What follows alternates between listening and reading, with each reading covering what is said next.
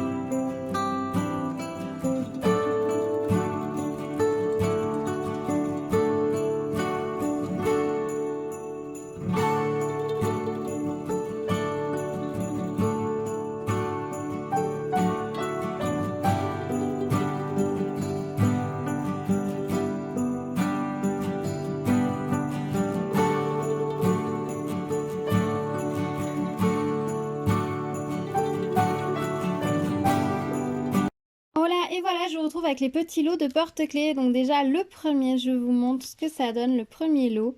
Il était très sympa à faire, très joli, les petites figures sont assez mignonnes. Alors je suis pas forcément fan de tous les petits porte-clés, enfin toutes les petites suspensions, mais je trouve ça assez joli. Celle-ci par exemple est vraiment magnifique, j'adore ce petit flocon.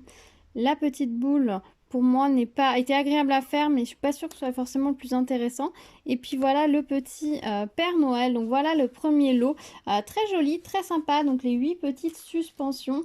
Je me suis bien amusée. Mon favori est vraiment le flocon. Je le trouve vraiment magnifique. Très très joli. Je pense que dans le sapin, ça va être top. S'ils pouvaient nous faire des lots avec juste ce type de suspension, ce serait royal. Ce serait vraiment magnifique. Vraiment très très fin, très délicat. La transparence apporte vraiment un plus. C'est vraiment très chouette.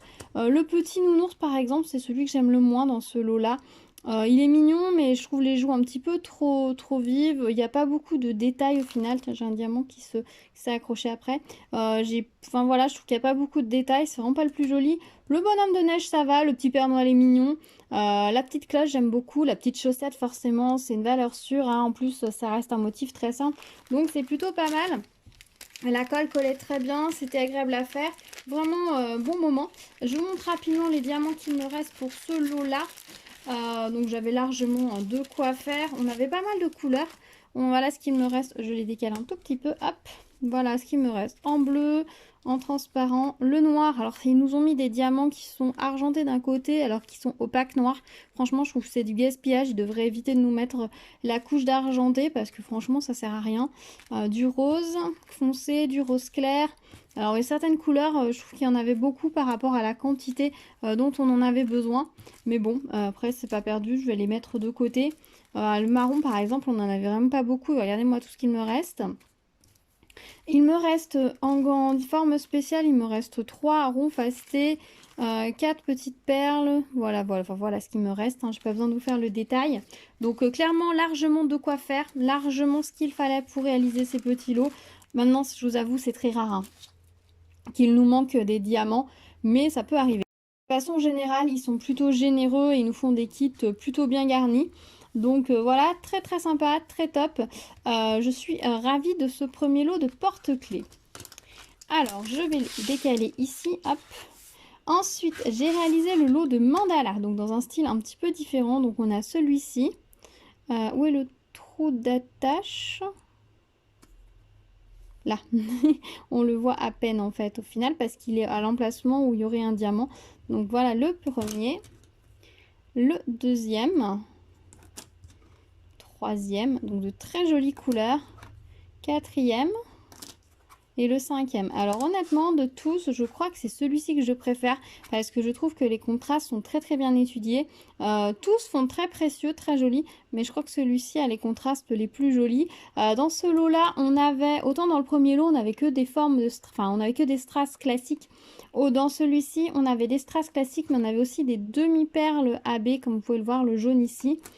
Donc du coup ça c'était sympa et on avait des demi-perles blanches également, vous voyez également dans ce modèle là, voilà, qui rajoutent un petit peu de préciosité. Ils font assez bijoux, en tout cas ces trois là font très bijoux, ces deux là font beaucoup plus multicolores, un peu plus fou, un peu plus bohème, mais ceux-là font vraiment bijoux. Vraiment on est sur un modèle qui pourrait être une base de bijoux anciens, très 14e, 15e siècle, ça pourrait tout à fait être le genre de patron qui pourrait être, enfin de pattern qui pourrait être utilisé. Donc voilà, très agréable à faire. On ne se lasse pas puisque d'un modèle à l'autre c'est très différent. On utilise des couleurs différentes. Si vous voulez varier les plaisirs, évitez d'enchaîner ces deux-là et évitez d'enchaîner ces deux-là. Mais si vous passez de celui-ci à celui-ci, qu'ensuite vous revenez là pour aller là, pour aller là, vous allez avoir beaucoup de variétés. Vous n'allez pas vous ennuyer. Donc ça c'est plutôt chouette. Si vous faites ça avec des enfants par exemple ou avec votre mari, je pense que chaque membre de la famille qui va en réaliser un va pouvoir trouver quelque chose qui lui plaît.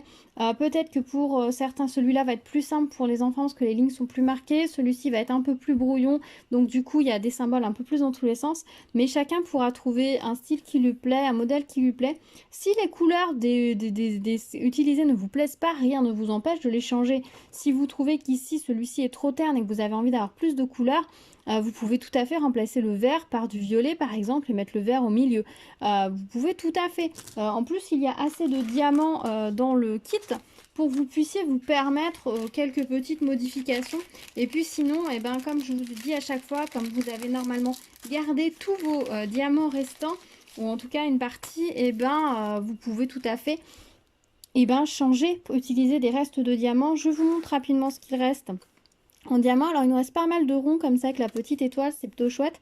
Les demi-perles jaunes, les demi-perles bleues, comme ça il en reste beaucoup. Les navettes, demi-perles blanches, donc je n'ai pas énormément des demi-perles qui restent. Pour les autres strass, je vous les pose directement, je vous énumère pas toutes les couleurs. Voilà, il reste plus ou moins selon les couleurs, mais bon, largement assez. Alors par exemple le bleu là il en reste beaucoup, donc vous aurez très bien pu mettre du bleu tout le tour plutôt que du vert clair.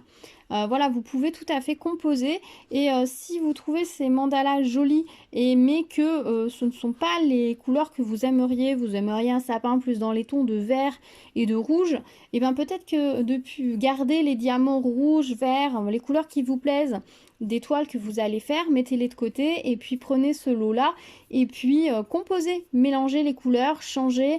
Vous pouvez remplacer les demi-perles par d'autres demi-perles, les navettes par d'autres navettes sans le moindre souci. Laissez libre cours à votre créativité. Je vous avoue que je n'ai pas fait exprès, ce lot là je l'ai également reçu dans une autre boutique. Je pense que je ferai peut-être des changements sur les mandalas de l'autre lot pour éviter d'avoir les mêmes en double parce que ça m'embête un petit peu d'avoir des choses en double.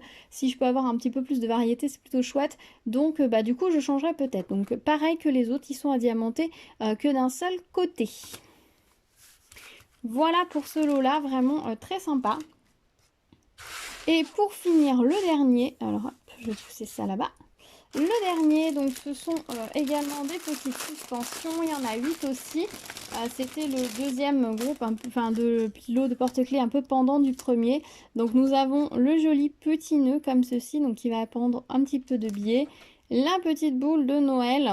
Alors franchement, je trouve qu'ils auraient pu faire un petit peu de fantaisie, peut-être faire le tour d'une autre couleur plutôt que du rouge comme ça. J'ai pas pensé à faire le changement sur le coup. Maintenant que je la vois maintenant, je me dis que j'aurais pu faire peut-être le tour en argenté, ça aurait rajouté une petite fantaisie supplémentaire. La cloche, alors au rendu caméra, vous voyez bien qu'il y a deux couleurs. À l'œil nu, ça se voit un tout petit peu moins entre le doré et le jaune. Mais à rendu caméra, ça se voit très bien, donc ça c'est plutôt chouette. Le flocon, juste magnifique. Vraiment, s'ils pouvaient vraiment nous faire un look avec des flocons, ce serait royal parce qu'ils sont super beaux. Je pense que je vais essayer de les accrocher sur l'avant du sapin.